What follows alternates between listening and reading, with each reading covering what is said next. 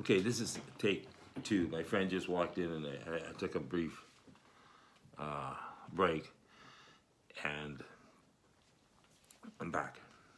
A few minutes. And I would like to get this clear. We have a body and we're living in these bodies, all species, but we're one. This is my concern is what people are doing. And we have mind control. Now, some people think they can control their minds. And their minds will control their bodies, and they live their life this way, thinking that this is their choice. And it's never their choice. It's not what they want. It's what they're forced to do under the conditions we're in. So, these coffin mausoleums that they're building, these apartment blocks, I live across the street now from one. I park my car in front of the house, and I have two vehicles. And first day I'm here, and they give me a ticket, residential parking only. We go out. My friend went out. He met the bylaw officer, and he said, "We just moved in today. We're residents here, and this is my vehicle." And the guy says, "Well, you don't have a permit. You're going to get a ticket." And my friend, responded, called him an asshole, and I got these 2 tickets for moving in the first day I'm here in this new place across from the apartment block, residential parking only. So the apartment block has underground parking, and I guess they got a couple of visitor parking spots, but there's probably 100 people, 100 apartments there, and so they got 100 vehicles, and it's filled, and they got visitors coming over, and there's nowhere to park. So the resident says, "Well, we got to straighten this condition out." So they get a bylaw passed, and it says residential parking only, and you got to go in and get a permit. Hey, David. Yeah. When you talking on there? Yeah. Oh, sorry to interrupt. Yeah. Well, you're part of the interruption. There's a pin-up board. Yeah. Not a centerfold, a pin-up board. Yeah. It's like that one. You want it? No. Well, yeah. I mean, No, I'll have a okay. look at it. Yeah, I'll have a look I'll at it. leave it out. Okay. So now if I can get back to where we were, and I don't think I can, because I just had a smoke and a toke, and I not connecting to memory. I'm been doing a reality check here. This is a reality check to see if you're with it. If you're looking at what's going on right now, turn on the news. I've done it for the last probably 50 times, and it's always the virus. It's always the virus, and everyone's now I'm hearing the commentators coming on and talking about changing the system. That if we're going to get started again, we have to reconsider everything we've been doing, the way we've been doing it, and does it match the conditions that we want to live in to go into the future. And most of those things that they're teaching are not necessary. We don't need them. And most of what people are doing is not necessary. And so we have to reactivate ourselves into a different circumstance so that we can act according to the needs of the place we're living in. And I'm talking about basically self-government. Let reason rule. What are we doing? So I say, well, it's not right what we're doing. We're doing what we have to because we're forced to. It's not our choice. Is it ever our choice? Of course not. Of course not. You never have a choice. The way it is, it is. We don't control all those conditions out there, and we're just part of those conditions. So we learn self-control. But that's difficult. Like I say, what does this mean? Here I am smoking, talking about self-control. What, do I have no control? Yeah, I guess, well, I have some control. I can hold my breath for, 15 seconds. That's pretty good still. But it's all minuscule. Do you get it? It's all just one little piece in a big, big universe. It's a wonder. We're miracle reality. We don't understand it. And that's probably what a miracle is. You just don't understand it. How it happened, we don't know. We're searching. We're getting closer all the time. We're finding out what matter is. And we're matter, and we're also mind. We're electrical. We got electrical connections in our body. And we get these thoughts that come into our head. We wonder, where did they come from? Where did thoughts come from? And then you're conscious, and then you get to your consciousness. So the consciousness produces mind reflection on present conditions. And we react to that. So I can give quite a few examples of why it's not right. And then I'm getting to it in a roundabout way. You see, apartment blocks are not right. I totally disagree that that's a style of living that people really want. But we have so many people. We got to start putting them up in the air. There's so many people. And I looked at this before the virus happened. I'm looking at this situation, and I'm saying, look, we're overpopulating the earth with bad actions. Too many bad actions. That's having bad results. We can see it. The condition is there. You can search within those conditions and find speakers talking about their circumstance, their situation, and their answer to it. Well, my search took, I was looking at basically spiritual answers. I said, man, this construct on the earth is definitely a prison planet. The people are all held prisoners here. They don't have any freedom, and we're supposed to be a free country. And then I look at countries, and I says, no, how can you be free if you stole it, if you took it by force, which you did?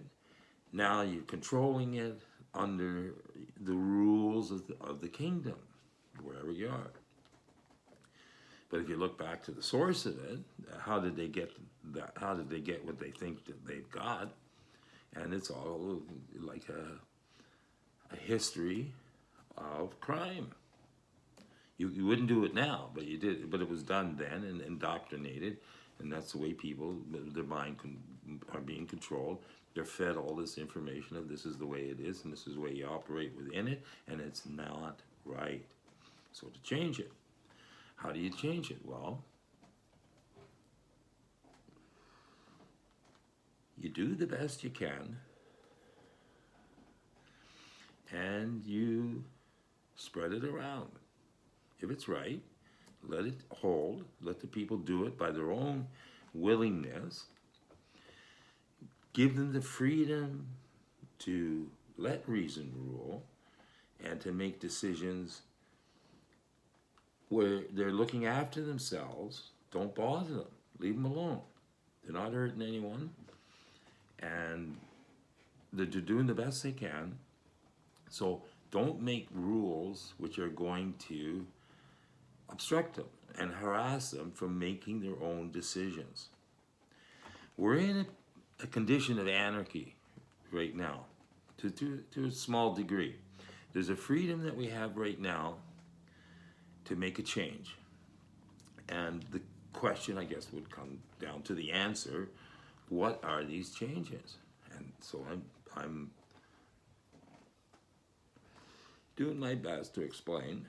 My condition was brought about by the whole condition of circumstances through my growth to this point, which produced the mindset that I got now, and the evolution of the body and all that stuff. And here I am. And when I look back on those conditions that I was brought up in, I says, you know, like, the only real freedom I ever knew was when I got together with other people who were talking about freedom, true freedom, real freedom, to act like as best they can, working together, living together. And but these were just festivals that I went to. So always was the reality brought up to me that you couldn't stay here. This may be right. We want to work together, live together, eat together, sleep together. Like, it's natural. We're human beings. We have all these desires. We have all these habits that we form. And to truly believe in yourself is not an easy thing to do, because I look at what I'm doing and I say, well, Jesus, that's not what I want to do. That's not me. I'm just doing this to get by, to get through the way it is. And it's not right. How do we change it? Okay, so now this is like 12 minutes long. Maybe it's an ongoing conversation that I'm having with myself. And I'll put this out on Judgment Day News, and we can get an idea of what it is I'm going to show on this channel about what's happening. And I'm gonna, like, I'll film some developments and how they're taking down these houses with backhoes. Man, the wood. I mean, I just say, whoa, what a waste! The way they're doing it. It's just money talks, and these people just suck it in.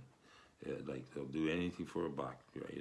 And the more bucks, the better they think it is. And like, that's a long search to actually realize to what extent people are controlled by money. Well, my, is that ever a future you don't want to live in? Like, the money, the economic system is toast. It doesn't work with capitalism. It does not work. And so that's a huge change that has to come about. We have to get rid of money. Now, for that, I'm going to present a character that is living in Beacon Hill Park in Victoria, and he's been there for over 5 weeks now. He's got a sign on his in front of his tent which says Nimpo Temple, and he hasn't touched money for 16 years. He's an incredible visionary. He's done amazing things, and I've been with him, and also I have done amazing things. Amazed me that I did that. Now looking back, I says, wow, where did you ever get the energy?